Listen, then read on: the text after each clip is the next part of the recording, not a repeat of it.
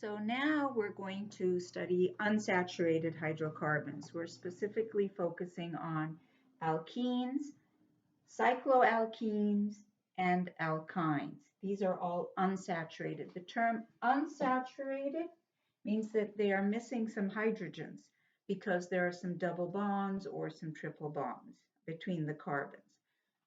The general formula for an alkene is CnH2n.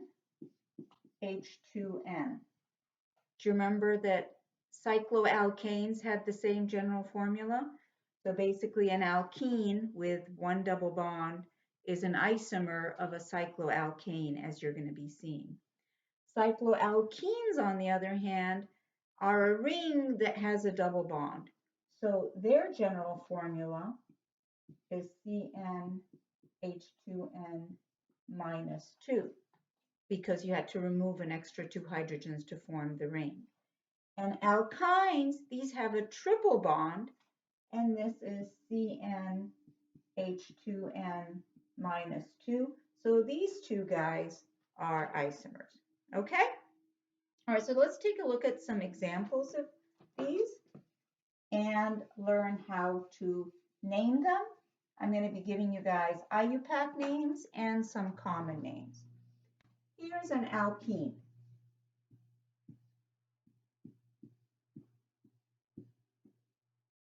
This is an alkene. So if I'm going to fill in all the hydrogens, remember carbon has 4 bonds. So this is already 3, so it just has 1 hydrogen here.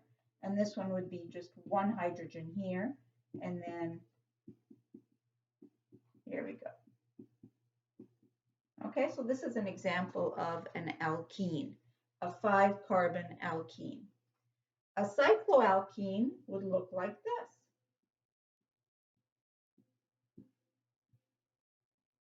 All right, remember carbon has 4 bonds. So you've got 1, 2, 3 already. So you just have 1 hydrogen here, 1 hydrogen here. And then this is 1, 2, 1, 2. So this is a cycloalkene. An alkyne, here's an alkyne.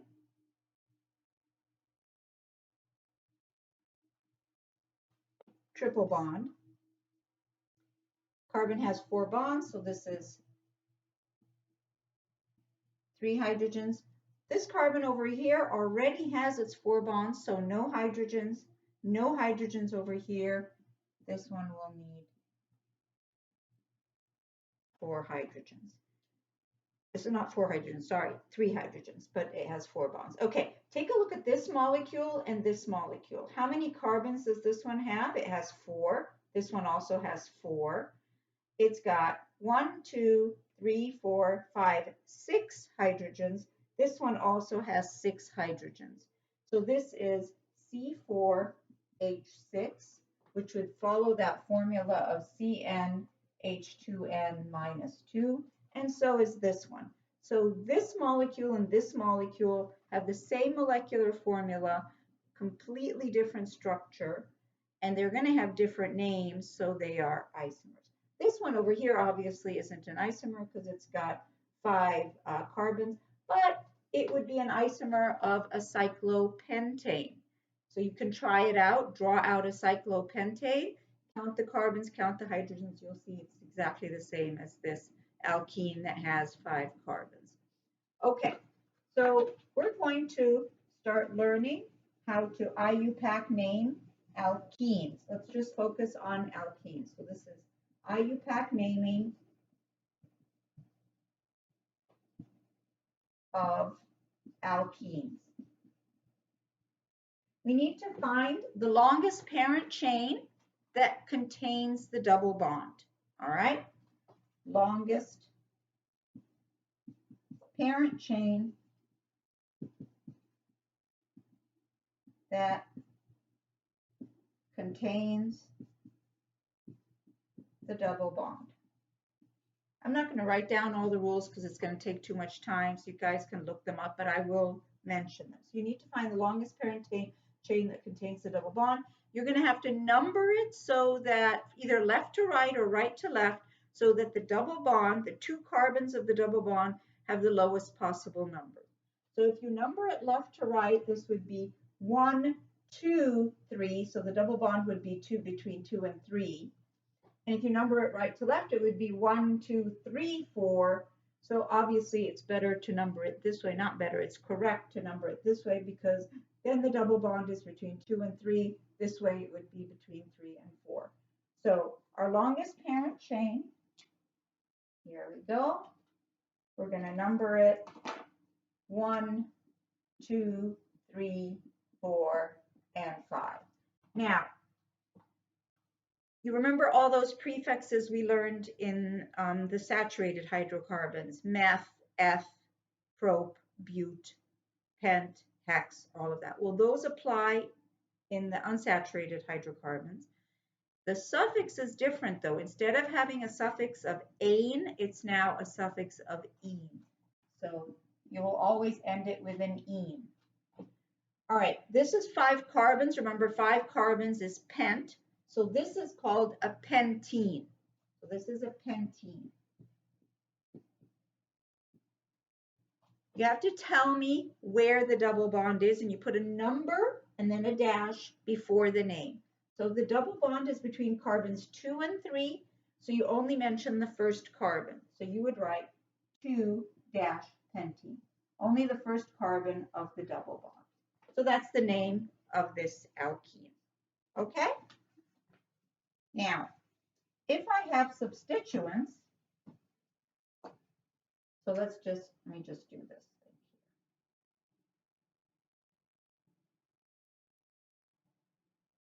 All right, so you've got this molecule here, here's a double bond, and let's say I have a substituent here, okay, and maybe a substituent right here.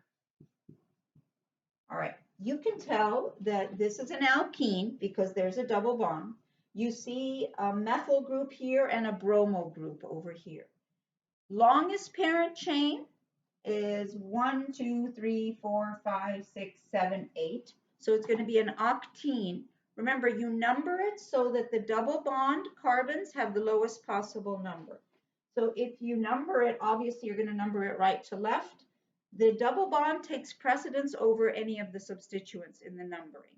So you want to always give the double bond the lowest possible number. It doesn't matter where the substituents are, double bond takes precedence. So we're going to go 1, 2, 3, 4, 5, 6, 7, 8. So our parent is 2-octene. We then have to alphabetize these guys, just like the rules in the saturated hydrocarbons. This is a bromo, this is a methyl. The bromo is on carbon 7, the methyl is on carbon 6. So the full name of this, now the parent we already know is 2-octene. You got to put the substituents before that. So we're going to put B before M, 7-bromo-6- methyl -2-octene. All right, good. Now, if you have a cyclical structure, a cycloalkene. So let's say I have something like this. So this normally would be a cyclohexane. But the minute you're going to, it's a very warped looking cyclohexane. Let me change it, make it look a little better. I'm not much of an artist. All right, here we go. So let's say I put that. So now it's going to be a cyclohexene. Remember, with ring structures, you can number them wherever you want, but you want to always try to get the double bond the lowest possible number. So it makes sense to number these 1, 2. Either this is 1, 2 or this is 1, 2. It doesn't make sense to begin numbering it over here. So just like we did with the saturated cycloalkanes, we always numbered it so that the substituents would have a low number. Now we number it so that the double bond has the lowest number.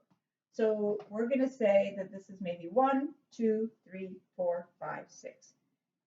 Since there's only one double bond, you don't even have to say that it's at carbon number 1 because it's a given. So you would just call this cyclohexene. Okay, but if you have a double bond and a substituent, you're going to have to number the substituent. The double bond is assumed it's at carbon 1, but the substituent, you got to tell me where it is. So let's say I have a substituent right over here. All right, remember the double bond has to be between carbons 1 and 2. So it would make sense to number this 1 and this 2 because you got to go either clockwise or counterclockwise. You can't just jump around. So if you do counterclockwise this way, so this is 1, 2, this would be 3. And then this molecule would be called 3-bromocyclohexene. All right, good. We're going to learn how to name alkynes in the next video.